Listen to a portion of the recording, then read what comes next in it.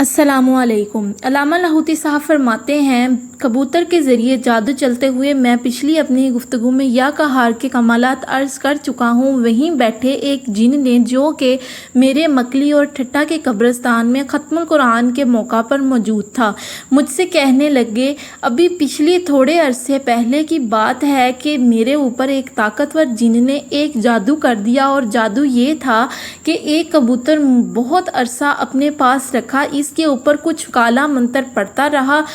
رہا اور کالے منتر اور گندے خون میں کچھ دانے بھگو کر وہ اس کو کھلاتا رہا، اور باقاعدہ اس نے مجھے وہ منتر بتایا اور کہنے لگا کہ میں نے کسی اور عامل جن کے ذریعے اس منتر کا پتہ کرایا، وہ دونوں ایک ہی استاد کے شاگرد ہیں جس نے مجھے یہ منتر بتایا، لیکن اب وہ توبہ کر چکا ہے اور اس نے مجھے بتایا کہ وہ کیوں منتر پڑھتا ہے۔ بہت عرصہ منتر پڑھنے کے بعد، اس کو کالی چیزیں اور کالا دانہ کھلانے کے بعد، اس نے کبوتر پر بہت طاقتور جادو کیا، اور جادو کرنے کے بعد اس کبوتر کو میری طرف چھوڑ دیا۔ میں نے دیکھا کہ ایک کبوتر ہے جس کے اوپر بہت طاقتور قسم کی عقاب نما چیزیں اڑ رہی ہیں، لیکن وہ ان سے ڈر نہیں رہا، لیکن وہ عقاب اور شاہین نما چیزیں اس کے تابع معلوم ہوتی ہیں، جس طرف وہ جاتا ہے اس طرف جاتی ہیں، اور ان عقاب نما چیزوں سے بجلیاں اور شرارے نکل رہے ہیں، اور وہ ہمارے گھر کے اوپر منڈلا رہا ہے۔ وہ جن کہنے لگا کہ میں نے اپنے بڑوں سے سنا ہے کہ جو جادو زدہ کبوتر اڑ رہا ہو،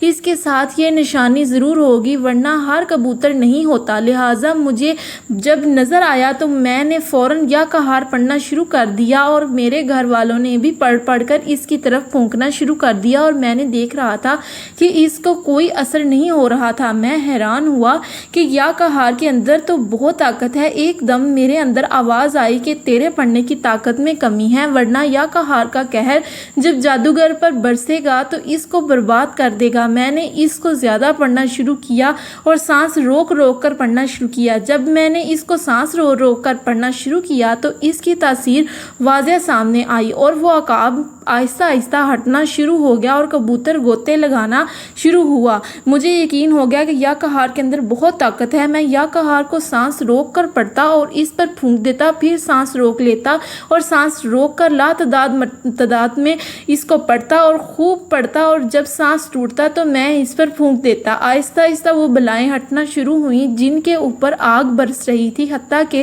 اکیلا کبوتر رہ گیا اور کبوتر کی پریشانی شروع ہوئی۔ محسوس ہوتا تھا کہ وہ بھاگنا چاہتا ہے، لیکن کوئی طاقت ہے جس نے اس کو اپنے نرگے میں لے رکھا ہے اور بھاگنے نہیں دے رہی۔ کہنے لگا، اب میری ہمت اور بڑھ گئی۔ سارے گھر والے اپنا جینا بھول گئے اور اس کو پڑھنا شروع کر دیا، حتیٰ کہ وہ کبوتر ہمارے درمیان آ کر بیٹھ گیا،